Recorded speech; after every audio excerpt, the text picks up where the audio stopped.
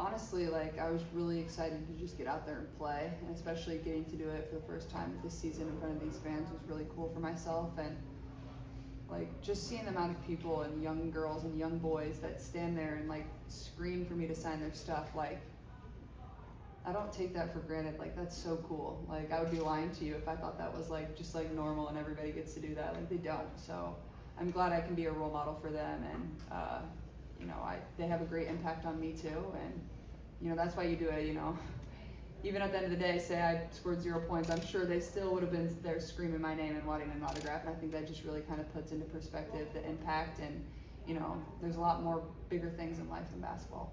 Yeah, I think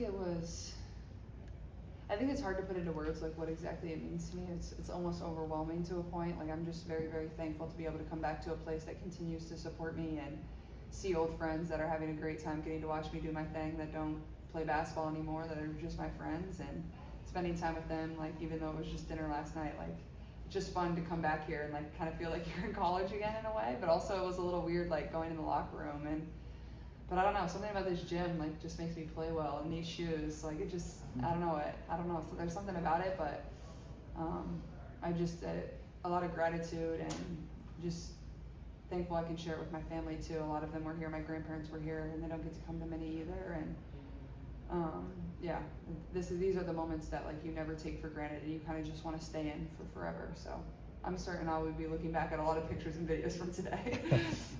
Oh, shocked me. I mean, I didn't know what the percentage breakdown of Fever gear and Iowa gear would be, but it felt pretty equal. I just didn't know what to expect, so that was fun to see. And honestly, I didn't plan to shoot that logo 3. I know coming into the game, everybody wanted me to shoot one from there. But Steph was like, I was supposed to come out at the end of the third, so she's like, give a foul, give a foul, give a foul. And then it was 30 seconds on the clock, which like between 30 to 33, that's like your 2-for-1 range where you have to get one up. So I saw 30 as we're inbounding the ball, which probably is inbounding the ball at 30, probably a little low. But I was like, why not? Might as well launch one, and it went in, and then Steph used the timeout to get me out. But yeah, that was pretty fun. And like I said, you don't always, somebody's in trouble. You don't always like realize how far back you are. So yeah, I had to give the fans a little something. I told you I was going to pregame, so. I would say, just keeping the spacing on the floor. If I don't know what I'm doing, just be in the right spacing so other people can, open up the things that we're looking for on offense.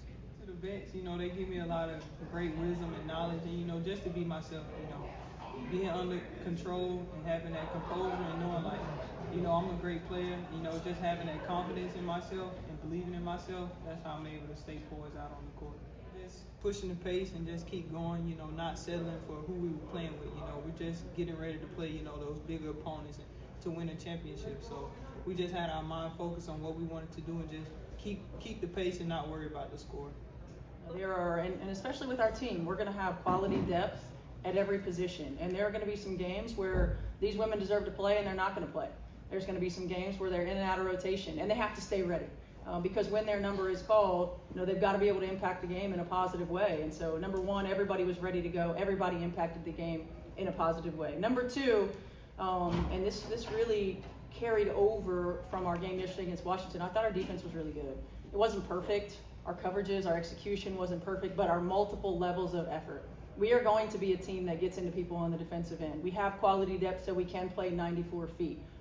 It is about working to minimize our miscommunications, minimize our mistakes, but establishing our will and who we're going to be on that end of the floor. I felt like the ball flowed a lot better offensively. We got some high quality shots, some really good looks. Still, our spacing isn't great all the time. We still want to play in transition a little bit more. I mean, lots of areas for growth for us, for sure, but I felt like we got better. I've been watching her do it for 5 years really, so that's just who she is. It's what she does. I mean, nobody tells Steph Curry not to take good shots, right? But I do think that, sometimes there are time and score situations. Sometimes there are, we've just had 3 or 4 empty possessions. So really understanding the right times, understanding the moments.